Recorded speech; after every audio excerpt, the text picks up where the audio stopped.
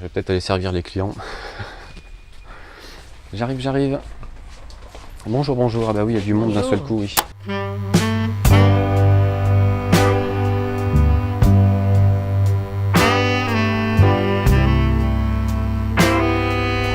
Deuxième vidéo, bonjour.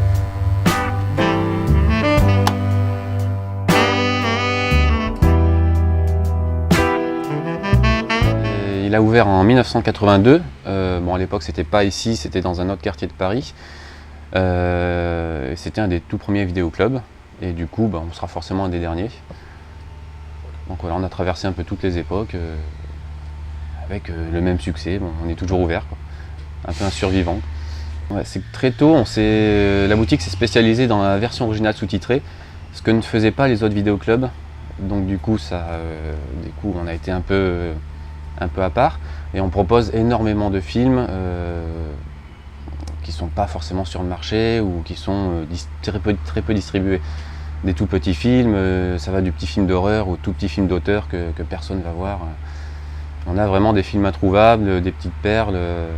Enfin, voilà. Nous, notre principale qualité, c'est qu'on propose vraiment de tout, ce qui n'était pas forcément le cas d'autres vidéoclubs ou des vidéos futures qui proposaient uniquement les gros blockbusters, les grosses nouveautés. C'est beaucoup de clientèle de quartier, notamment. On a des fidèles, on a des jeunes des fois qui viennent et nous disent ah, je venais ici quand j'étais petit, je vois des films. On a des gens qui ont fait toute leur culture cinématographique ici quand ils étaient petits. On a beaucoup de parents qui amènent les enfants, qui amènent les enfants voir des films, des dessins animés, tout ça. Donc c'est des choses qui se transmettent et c'est aussi des habitudes en fait, des clients qui sont là depuis 20 ans, depuis que la boutique est ouverte, qui par habitude vont continuer à venir jusqu'ici. C'est vrai qu'ici c'est un peu axé film d'auteur, mais ce qui n'empêche pas que les derniers blockbusters on les reçoit aussi et ça marche aussi. Après on a tellement de choses que du coup il n'y a pas forcément un genre de film qui marche plus qu'un autre. C'est chacun vient choisir ce qu'il veut, cinéma espagnol ou du Scorsese, voilà. En fait, déjà tout ce qui sort au cinéma on y reçoit, mais tout ce qui sort directement en DVD on reçoit aussi. Donc on a vraiment toutes les nouveautés, 2 petites secondes. Deuxième vidéo, bonjour. Alors je peux jeter un petit coup d'œil. Non, attends, pas de souci. Tout ce qu'on a en location on peut le vendre aussi. Après c'est les prix très variables. En fait quand on vend un film qu'on a en location, nous on doit le racheter derrière pour le remettre en location. Donc voilà, ce qui inclut aussi les droits locatifs, les frais de port et tout ça. Mais oui, tout ce qu'il y a dans la boutique est à vendre. Et heureusement parce que c'est quand même une certaine part du chiffre, c'est ce qui permet de compléter certains jours. On a tout ce qui est en vitrine, c'est du neuf, tout le reste c'est de l'occasion. Mais comme on a une machine à réparer les DVD, même les DVD qui sont un petit peu usés, on les passe là-dedans et ça ressort comme neuf. Ouais, ça enlève les rayures, ça enlève les traces de doigts, les poussières. Ça c'est indispensable dans un vidéoclub parce que sinon on devrait racheter un même film 15 fois. Ouais, je vais vous faire une petite visite guidée après si vous voulez. Ici vous avez les nouveautés. Tout ce qui sort au cinéma ou qui sort directement en DVD, ça atterrit là. On reçoit là, ça va du gros blockbuster super connu, popcorn, tout ça, aux tout petits films d'auteur qui parfois sont même pas sortis en salle, ou alors dans une seule salle. En tout cas, on reçoit tout. Tout ça là, c'est le rayon documentaire, plus ou moins classé par thématique, sciences, nature, art, tout ça, et classé un peu par réalisateur pour les plus connus. On a les rayons Depardieu, Michael Moore, Nicolas Philibert, voilà, Frédéric Wiseman. Bref, on a du choix en documentaire, ça aussi c'est ce qui fait de notre particularité, c'est que les autres vidéoclubs n'ont jamais eu ça, n'ont jamais eu un rayon documentaire comme ça. On a un petit rayon film catastrophe, rayon aventure, là c'est la science-fiction, fantastique, en bas c'est les films d'action, on a un petit rayon Stallone, un rayon Statham, Van Damme, Chuck Norris, tout ce que j'aime, le rayon Seagal qu'on a mis là-haut parce que personne n'en veut, rayon Dolph Lundgren aussi, voilà. On a tout un rayon Blu-ray aussi, enfin plusieurs rayons, tout ça c'est Blu-ray. Tout ça et tout ça c'est du Blu-ray, classé par ordre alphabétique. Et le Blu-ray ça se floue bien, contrairement à ce qu'on peut penser, ça se floue pas mal. Enfin, ça marche bien maintenant, les gens louent du Blu-ray régulièrement, normalement, même si c'est pas non plus indispensable. Mais... tout ça, de là jusqu'à là-bas, c'est le cinéma anglo-saxon plutôt contemporain, classé par réalisateur. Et les réalisateurs sont classés par ordre alphabétique. C'est là où vous trouvez les Spielberg, les Scorsese, Robert Rodriguez, Michael Ritchie, voilà, on a vraiment Paul Schrader, Herbert Schroeder, tout ça. Voilà, on met quelques films en avant, des films qu'on a reçus il n'y a pas longtemps, qu'on a recommandés. L'ascenseur, on l'avait plus, on l'a recommandé. The Thing, on l'avait plus, et ça se loue tout le temps, donc il faut qu'on l'ait en permanence. Un film très rare aussi de Nicolas Roeg. Voilà, ensuite, tout ça c'est film d'horreur, film fantastique, film d'horreur. Donc en haut c'est classé par réalisateur aussi. On trouve les Argento, Stewart Gordon, Toby Hooper, Larry Cohen, voilà. Et ensuite c'est classé par ordre alphabétique. Donc tout ça, film d'horreur, Halloween. Enfin voilà, là aussi il y a pas mal de choix.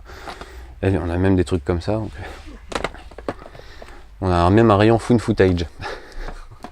Voilà, pour voir des chefs-d'œuvre comme ça, qui est pas si mal d'ailleurs. Puis là, on a un petit rayon horreur à la française, quand même, pour faire un peu de pub aux confrères. Voilà, les Frontières, Livide, Maléfique, La Meute, Mutant, etc. Là, il y a un petit côté cinéma belge, canadien, belge, donc du coup, on classe les Jean-Marc Vallée, les Xavier Dolan, Jaco Van Dormel, Denis Arcand et tout ça. Là on a le rayon thriller polar à la française. Tout ça. Il y a des trucs connus et il y a des trucs moins connus. Là c'est les drames. Bon, là on entre. Là de notre côté on entre plutôt dans le cinéma français. Donc par ici.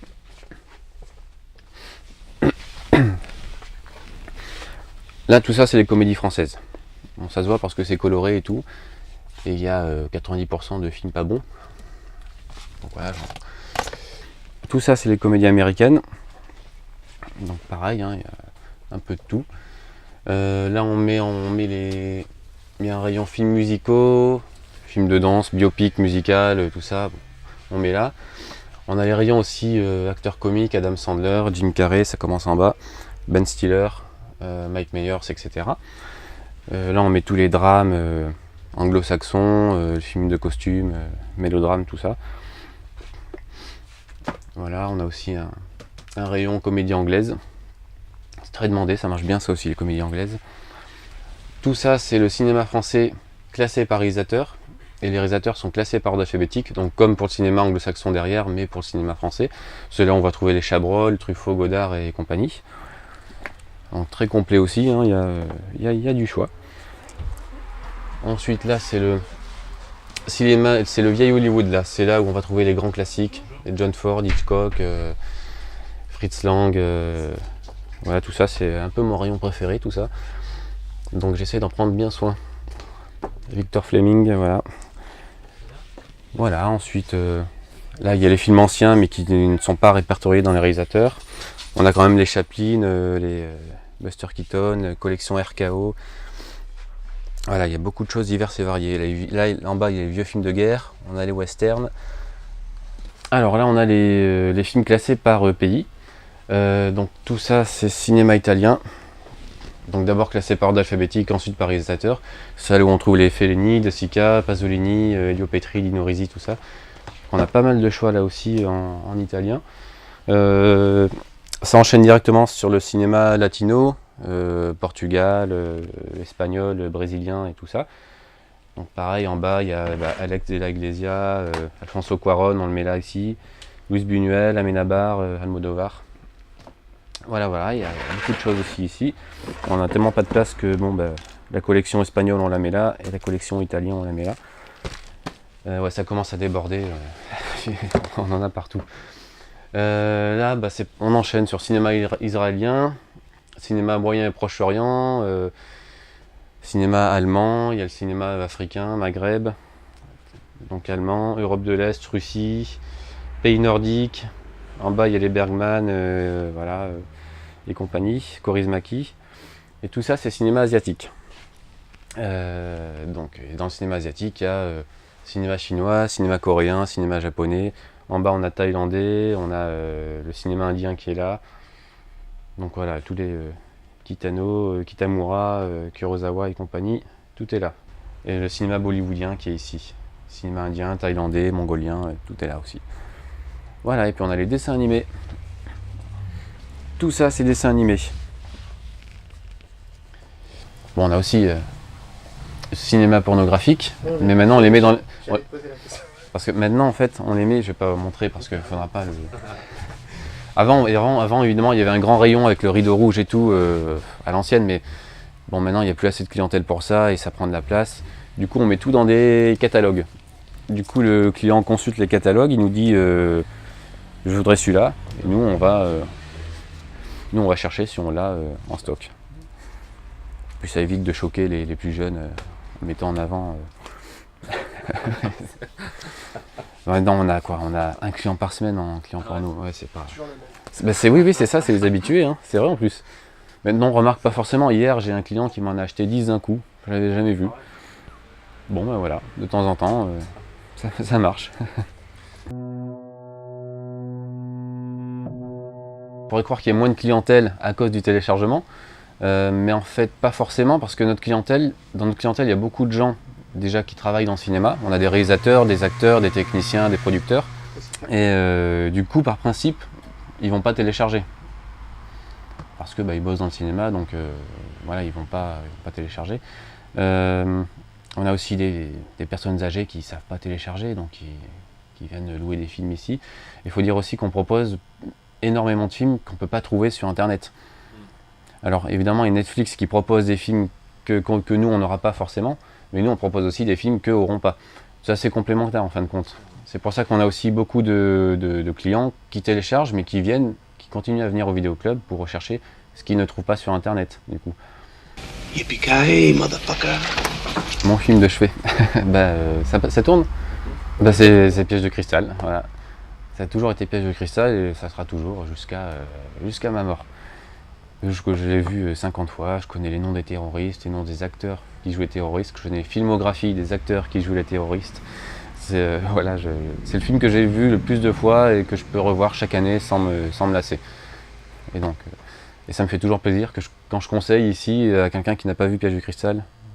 Donc je me dis ouais, je fais un heureux là. Très bien. Voilà.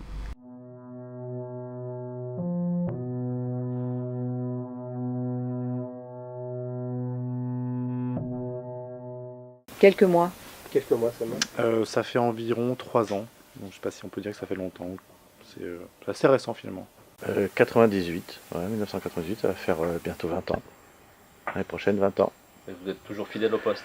Alors fidèle au poste, un tout petit peu moins fidèle ces derniers mois, parce que bon, il y a de la concurrence sur la télé, mais on revient parce que c'est, il y a une ambiance, on discute avec, on connaît ceux qui travaillent là. Forcément, au bout de tant d'années, on les connaît. Et puis, on peut échanger, on peut discuter sur les films. Donc, c'est vraiment le plus du club vidéo, c'est justement de pouvoir conseiller. Je trouve des films introuvables. D'accord. Ils ont tout. Et puis le fait qu'au niveau des nouveautés, on ait la possibilité de trouver des choses qu'on ne trouve pas forcément sur Internet, faut être honnête. Et puis, quand on n'a pas forcément le temps d'aller au cinéma, par exemple, on peut les retrouver quelques semaines après, ici, dans le rayon nouveautés. Alors moi, ils me connaissent depuis 19 ans. Moi, il faut que ce soit un film très long. Quand ça fait 2 heures, 3 heures, c'est très très bien. Et j'aime tout ce qui est historique, Moyen-Âge. Sinon, les choses classiques, hein, l'action, le fantastique, enfin bon, je suis assez éclectique dans mes goûts, mais ce que je préfère, c'est Moyen-Âge et historique. Je suis une passionnée de cinéma argentin et il y en a beaucoup que je trouve pas. Même je peux pas les acheter parce qu'on les trouve pas sur Amazon ou sur quoi que ce soit, mais ici ils les ont. Puis ceux-là même en streaming, je les trouve pas, donc voilà. Je regarde beaucoup sur ma télé, tous ces films introuvables. Je suis plutôt thriller ou film dramatique, ou voir les deux. Si ça peut être un thriller dramatique, c'est parfait. Maintenant, je suis ouvert à tout et je peux aimer aussi un bon film comique pour pouvoir rire un bon coup, mais ça c'est rare en fait, les bons films comiques.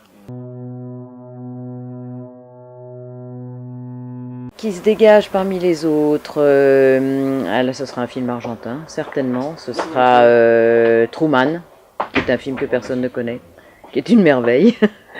Ou Citoyen d'honneur, qui est sorti récemment, il y a 3-4 mois, un autre film argentin. Ils ont un cinéma extraordinaire qui est assez méconnu en France. Le nom de la rose. Ça, le nom de la rose, c'est ça marie à la fois un thriller, parce qu'il y a un assassinat, ça marie le Moyen-Âge et c'est extrêmement bien tourné. Les acteurs sont absolument sublimes. Et puis l'ambiance, la photographie du film, le scénario, enfin tout est magnifique. Pour moi, c'est vraiment le film, quoi. Alors, j'ai pas forcément de film de chevet dans le sens où je pars du principe que même un bon film, c'est comme un bon gâteau. Faut pas faire overdose. Maintenant, si j'ai un film que j'aurais à conseiller, c'est le film Hit avec De Niro et Al Pacino. Parce que j'ai le sentiment que ce film-là a marqué sa génération par rapport au fait que De Niro et Al Pacino étaient au sommet de leur carrière. Et puis, j'ai l'impression qu'il n'a pas pris une ride. Donc c'est le film que je pourrais revoir dans 5 ans, dans 10 ans. Et je le conseille à tout le monde et à toutes les générations en fait.